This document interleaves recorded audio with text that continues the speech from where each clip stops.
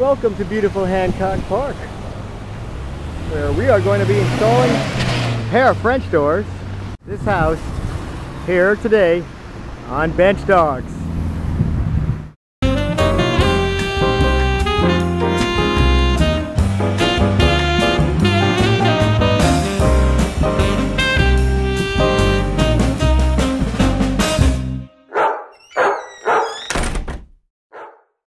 Well, here's the house with its alluring red front door, and you can see right over there we got the pair of doors I'm going to replace sitting there ready to go. The owner wants to create a quiet room off the living area. The doors will go in here. And here's all the hardware we'll be using. The owners have chosen levers for their doorknobs. I didn't see hinge locations, but there was doorstop, so when I searched for it, I was able to find it. They repaired the old gaines with a Dutchman. And you know my first step, make sure the hinges are in smooth, straight, and proper. You can see pretty clearly that the hinge gaine, the cutout, is too deep for this particular hinge. Remember these? Hinge shims? Patent pending, DoorhangerCompany. We're going to use them. Clear any obstructions out of the way and add hinge shims until the hinge is flush with the door jamb.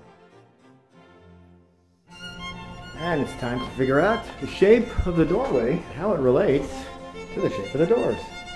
I'll tell you right now, it's pretty square, except perhaps you can see this floor has a lump right in the center of it. That'll be a little bit fun. First I cut 1/4 inch off the bottom of the door. Then I mount the door and see how it fits. You can tell right here that it's rubbing. Turning the camera sideways makes the floor sag more visible. Oh yeah, I'm going to have to plane it.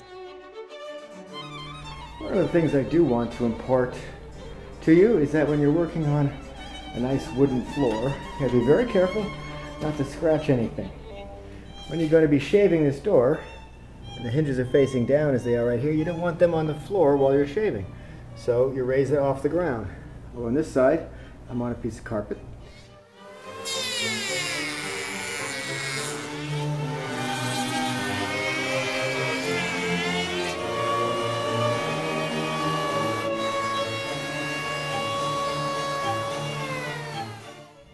And now we test it. There's that gap at the top, look. Well, as we can see, that drop is very, very obvious. But there's not much we can do about that. Unless we want to raise the house. There should be enough room between the edge of the door jamb and the door stop to fit the door, plus 1/16 of an inch. If there is, just mark the hinge at the edge. The same edge as that.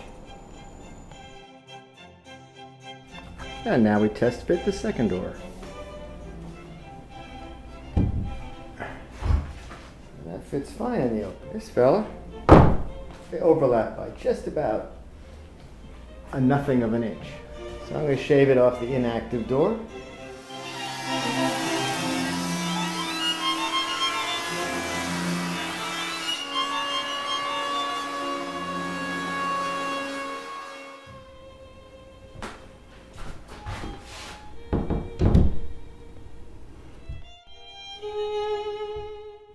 The surface bolt is easily installed. There's a screw at the top and a screw at the bottom. And just line it up with your catch plate and you are done.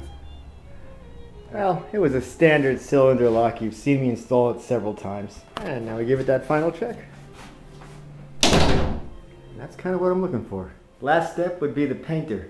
Comes in, sands, paints, and then he scrapes all that plastic off of the glass. It's basically saran wrap, so he doesn't have to mask before painting. A pair of dummy knobs complete the look, and these doors are done. And that has been another successful door hanger project. Interior French double doors.